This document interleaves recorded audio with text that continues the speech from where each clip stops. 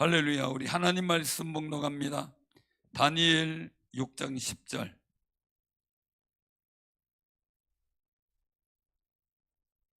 다니엘 6장 10절.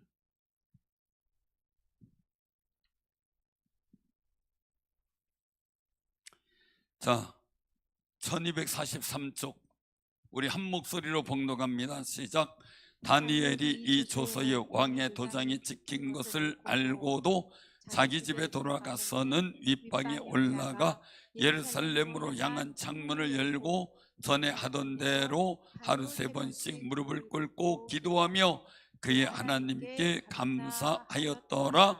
아멘. 아멘. 오늘 이 말씀 보게 되길 바라고요. 그래도 명절이라 목사님 오실 분이 없는 것 같아요. 그런데 맞네요. 감사하죠. 우리 옆에 분하고 인사 나누세요. 주의 은혜가 함께 할 줄로 믿습니다. 오늘 기도한 거 다 응답 받으세요. 오늘 기도한 거 다 응답 받으세요. 제가 이렇게 느끼는 일들을 보게 되면요,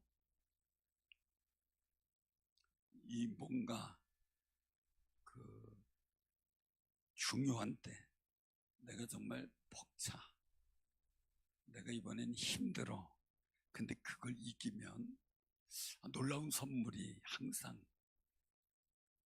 기대가 되고 주시는 역사를 보게 돼요. 그래서 어렵다? 그때 한 번 더 믿음의 순종을 보이는 거예요. 내가 불가능해? 근데 한번 가능하다는 걸 보여주는 거예요. 그때 하나님의 선물이 도착하는 소리가 나더라고요. 여러분들에게 하나님의 선물이 도착하는 역사가 있기를 바랍니다. 그냥 저는 하나님께 감사하는 게 있어요. 그것은 뭐냐면 늘상 기도하고 마음에 소망을 가지게 되면 그 일이 눈앞에 이루어지는 역사를 많이 보기 때문에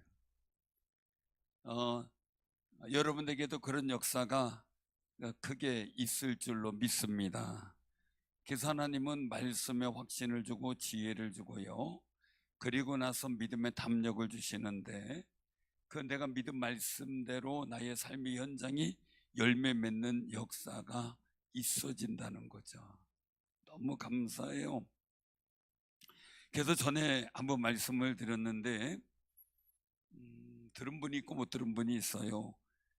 치유의 일들 속에 하나님 말씀 붙잡고 기도하는데 믿는 사람들에게 이런 표적이 따르리니 병든 자에게 손 얹은 즉 나으리라. 자, 그러면 기도해 줄 때 이게 날까 안 날까 고민하면 어떻게 돼요? 그런 생각 들어오면 이거 제가 이제 느끼는 게 뭐냐면 전에 은사도 받고 은혜도 받고 그랬는데 그때는 기도했지만 이게 날까 안 날까 고민이 돼요. 걱정이 돼요. 그래서 기도해주고 났어요를 물었어요.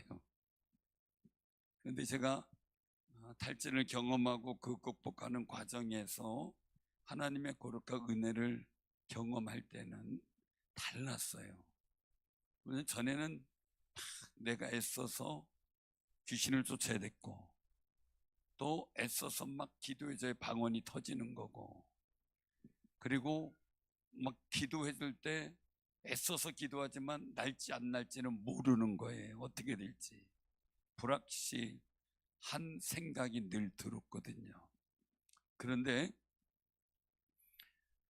하나님의 거룩한 은혜를 제가 체험하면서 생겨난 것은 뭐냐면요, 그냥 말씀대로 손을 얹고 기도하면 하나님이 역사하신다. 그 차이가 뭐냐면요, 그전엔 제 힘이었어요. 그전엔 제 힘이었어요.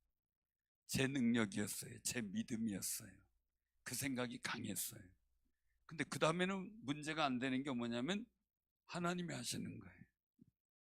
저는 거기에 주의 말씀에 합당한 도구로 돼요. 게다가 보니까 귀신 막 소리 내서 기도 안 해도 그냥 손 얹고 속으로라도 아니면 예수 이름으로 떠나갈지어다 그러면 조용히 나가요. 조용히 나가고 병도 기도하면 고쳐진 줄로 믿어요. 우리 여러분들의 마음속에 자꾸 이런 믿음의 확신과 용기가 서는 은혜가 있기를 바랍니다. 그래서 전에 7월 첫째에 간 부흥회를 한 그 교회도 은사집합 거의 안 했어요. 그냥 말씀 사역하고 한번 기도해주고 그랬는데 병도 낫고, 그리고 방언받기 원하는 분들 있다 해서 그냥 기도해주다가 가서 한 번씩만 기도해주고 이렇게 기도하세요 하고선 소리내서 이제 기도하게 만들고, 그리고 잠시 잠깐 기도해주면 살펴보는데 다 방언이매요. 제가 하는 게 아니라서. 제가 하는 거면 걱정이 돼. 이게 날까 안 날까. 주가 하신다는 믿음이 생기니까 어때요? 걱정이 안 돼요. 왜요? 하실 거니까. 어떻게 해요? 주가 말씀하신 대로. 여러분들에게도 주가 말씀하신 대로 되는 거룩한 믿음의 일들이 마음에 생겨나길 바랍니다. 그래서 믿음은 내 믿음을 얘기를 하는 게 아니라 주님이 하신다는 확신이에요. 주님이 하신다. 그러니 여러분들 모든 삶의 자리도 마찬가지예요. 주님이 하시는 일에 내가 동행하고, 주님이 하시는 일에 내가 쓰임받고, 주님께서 역사하시는 일에 내가 도구가 되는 거예요. 그러니 쓰임받는다는 게 감사하고, 그리고 하나님께 영광을 돌리고, 그럼 나를 내세울 게 없는 거죠. 내가 주의 이름으로 귀신 쫓았습니다, 병든 자 낫겠습니다, 의미가 없는 거죠. 추가하신 건데 그냥 쓰임받았습니다 라는 거예요. 오늘 왜 이 말씀을 드리냐면요, 이 다니엘이 그렇게 잘 아는 사람이잖아요. 근데 오늘 짤막하게 10절 한 절만 보는 거예요. 자, 오늘 여기서 말씀해 보면 6장 1절 2절에 보면 뭡니까? 다리오 왕이 자기의 뜻대로 고관 120명 세워 전국을 통치하고 그들 위에 총리를 3명 두었어요. 자, 그럼 120명에 3명이면 한 총리에 몇 명의 저기가 있어요? 고관들이 40명이죠. 계산들 빠르시네. 한참 이거 해야 되는 거 아니에요? 자, 40명씩 있어요. 근데 항상 리더가 3명이면 어떻게 돼요? 동급인 리더가 3명이면 갈등이 있겠죠. 갈등이 있어요. 이 갈등이 있다고 보니까 제가 볼 때는 다니엘은 정치를 잘 못한 것 같아요. 어떻게든 한 표를 자기 편으로 만들었어야 되는데 다 잃어버리고 두 총리가 짝짝꿍이 돼서 외톨이가 된 거예요. 이게 항상 셋이라는 게 그렇다고요. 5도 그렇더라고요. 꼭 하나.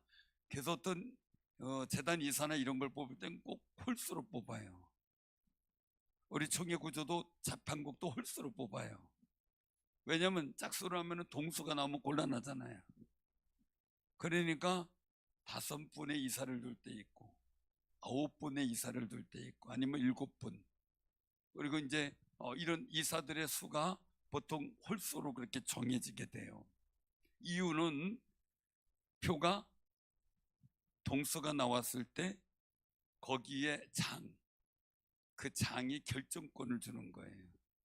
근데 그러다 보니까 이제 그렇게 정하는데, 오늘 이 말씀 속에서 일들 보면 다니엘은 정치적으로, 우리가 그냥 하는 이야기에 정치적으로 밀렸어요. 두 총리한테 두 분이 딱 매듭을 짓고 한 사람을, 즉 다니엘을 없애려고 작정을 한 거죠. 그럼 없애려고 하면 항상 이 정적인 일들은 뭡니까? 약점을 잡아요. 항상 약점. 약한 게 뭐냐? 그러니까 그 약한 것 속에서 어떻게 돼요? 다니엘이 제일 약한 거, 하나님에 대한 의리가 있는 분이에요. 보니까 신의가 있어요. 그러니까 그걸 터치하는 거죠. 왜? 하나님 배반 못할 테니까 왕에게만 기도하게 하고 다른 것에 의해서 이제 구하지 못하게 하는 그런 조건을 내세우고 어길 경우 사자굴에 던져놓는다라는 일들이 생겨나요. 여러분들 꼭 기억하시길 바랍니다. 다니엘은 다른 거는 다 잘하는 사람이에요. 3절에 보면 마음 민첩해요. 총리들과 고관들 위에 뛰어나요. 자, 뛰어나면 뭐가 생겨요? 오, 잘해, 너무너무 잘해, 너무 좋았어, 그래요? 시기가 생기죠. 그러니까 고관들과 총리들한테 미움을 받게 된 거예요. 미움을 받게 된 거예요. 근데 왕의 생각이 또 달라요. 자, 다니엘이 민첩하게 있는데 두 총리가 생각해 볼 땐 별거 아닌 것이 까불거든요. 근데 하는 일이 굉장히 민첩하고 인정을 받아요. 두 총리보다도, 고관들보다도 뛰어나요. 그러니까 왕의 생각이, 심중이 들킨 거예요. 어떻게 해요? 오늘 3절에 보니까 다니엘을 세워 전국을 다스리게, 지금 총리 위에 직위를 주려고 했던 거예요. 자, 이런 마음이 들켰을까요? 안 들켰을까요? 대부분 알죠. 총리 마음이 있구나.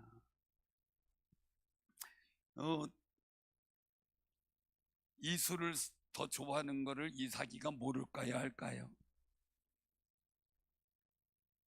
알까요? 모를까요? 에? 얘기를 안 해도, 그죠? 아니야 그래도 우리 아들도 저한테 늘 하는 얘기가, 아빠는 은총이만 좋아해. 그것 때문에 전 미움받았어요. 우리 인진이 선생님 없으니까 얘기를 하는 거예요. 엄마가 인진이 선생님만 좋아하고 살아가는 거 알지? 모르네? 알지? 그죠? 갑자기 물어보니까 이게 사람이라는 마음이 있어요. 근데 마음이 다 들키더라고요, 보면. 근데 저는 한사코 온총이를 더 사랑한 건 아니에요. 똑같이 사랑해요. 근데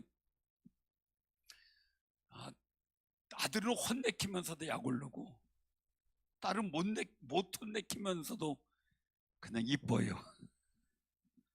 저만 그런 거예요? 다 그런 거예요?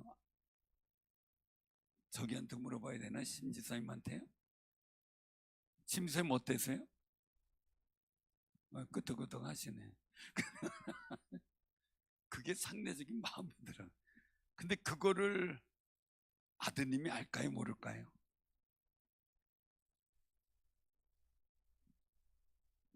관심이 없겠냐? 다 알고 있죠. 포기한 거지. 심지사님 어때요? 예? 삐지죠? 그렇지. 이게 모르는 게 아니라 다 알아요. 여러분들 제만 몰라요? 다 알잖아요. 그죠?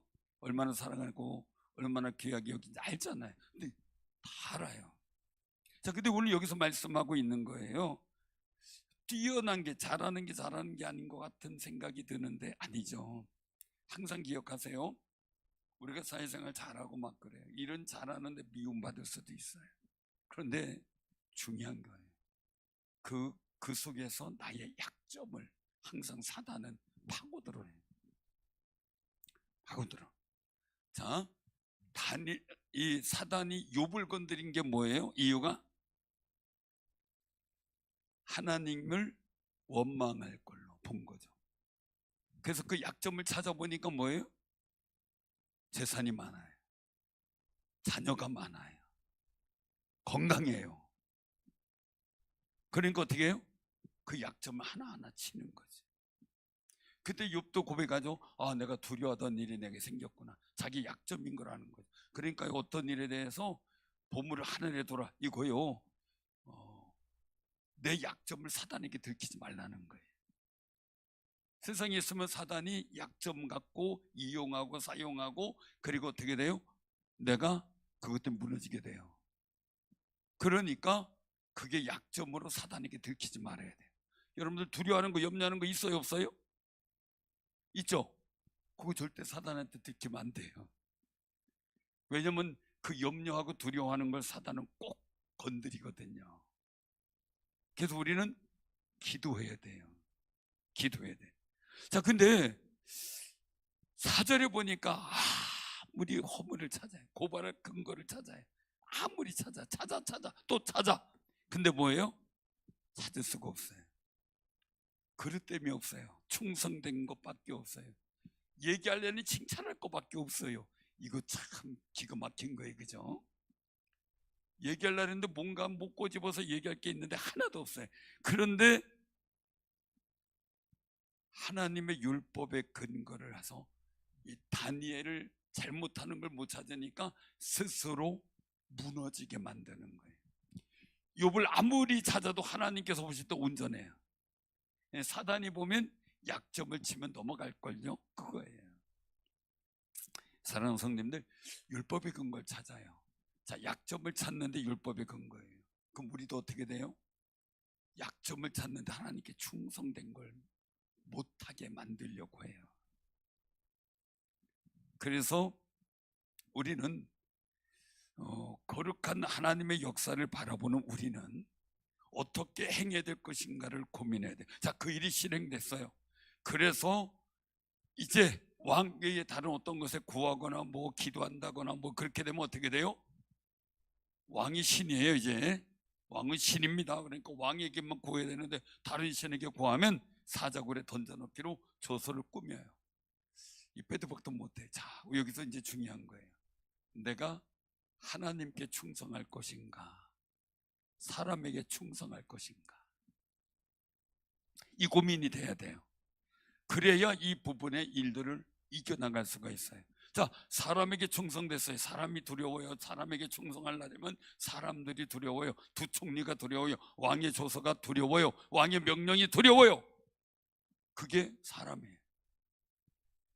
그게 두려우니까 어떻게 돼요? 그러면 주눅들죠. 왠지 모르게 주눅들고 엉거주춤하고 포기하게 만들죠. 자, 그런데 여기서 중요한 거예요. 다니엘이 포기할 수 없는 게 뭐였어요? 그래도 10절 본문 말씀 속에 보면 하루 3번 예루살렘을 향하여 창문을 열고요. 이게 중요해요. 우리가 여러분들 가정을 정말 하나님의 은혜의 통로로 만드세요. 땅이 고쳐져야 돼요. 그래서 저는 어떤 상황이 되면 제가 있는 삶의 터전을 고치기 위해서 땅 밟기 기도를 할 때가 있어요. 이런 안 믿는 사람들 새집 가면 어떻게 해요? 새집 가면 어떻게 해요? 우린 예배 드리잖아요. 새집 가면 어떻게 해요? 뭘 한대요? 전에 어떤 사람이 또 뭐라고 얘기하면 그럴 것 같다 이제 하는데, 가구를 구입을 했어요. 그 가구를 옮겨다 주는 분들이 막 열이 받은 거예요. 가구를 힘써 들고 갔어요. 그러니까 이거 얼른 그럼 들어오게 해야 되잖아요. 근데 조금만 기다리래요. 무거워는 죽겠는데 조금만 기다리래요. 그렇게 해서 하는 게 뭔가 봤더니 붉은 판 있잖아요. 그걸 막 뿌리더래요. 자, 그럼 거길 들어가래요. 자, 여러분들 붉은 팥이 단단하죠? 그거 괜히 밟았다가 그래도 그 악한 뭐 귀신들 못 들어오게 한다고 붉은 팥을 뿌린 거예요. 쫓아낸다고. 아주 기분 나빠가지고 엄청 욕을 하는 거예요. 욕을. 자, 이런 일들 속에서 우리가 꼭 한번 기억해 보시길 바랍니다.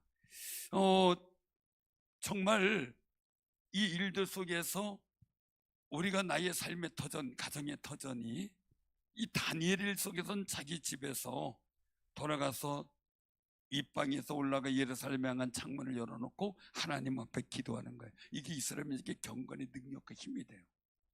우리도 어디 있든지요, 정말 하나님 임재하고 우리가 예배드린 현장을 향해 문을 열어놓고 그리고 그 방향을 향해 기도하는 거 굉장히 중요해. 내가 살아가는 내 집을 복 있는 터전으로 만들어가야 돼. 영적 터전을 만들어가야 돼. 그게 기업이든 모두 마찬가지예요. 왜? 하나님과의 영적 통로, 성전과 영적 통로를 열어가는 거죠. 근데 그 신실한 믿음의 모습은 오히려 해가 되는 거죠. 왜? 그 습관을 아는 두 총리가 그거를 지켜보고 있으니까 말이에요. 우리가 기도할 때 사단이 지켜볼 수 있어요. 그러나 중요한 거예요. 내가 하나님 앞에 믿음의 고백과 그리고 또 하나님께 예배드리는 현장을 굳게 지키면 주님이 그 다음부터 책임지셔요. 아멘. 그걸 알아야 돼. 그러니까 다니엘이 그 상황 다 알아. 그런데도 불구하고 하나님 앞에 감사하는 걸 멈출 수가 없어요. 그것도 하루에 3번씩이나 그 하던 대로. 왜? 그 다음엔 하나님께 맡기는 거예요.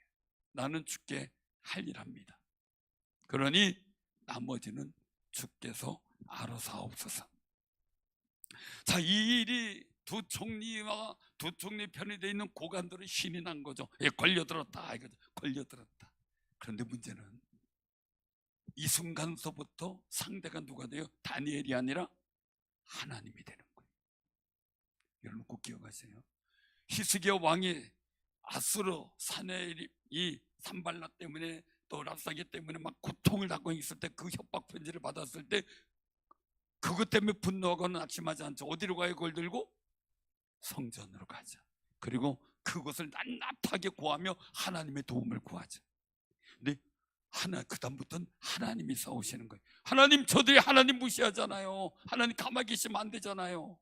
우리를 구원하셔야 되잖아요. 탄원하죠. 그 다음부터 누가 싸워요? 하나님이 싸워요. 이게 신나는 거예요. 여러분들이 싸우려고 하지 마세요.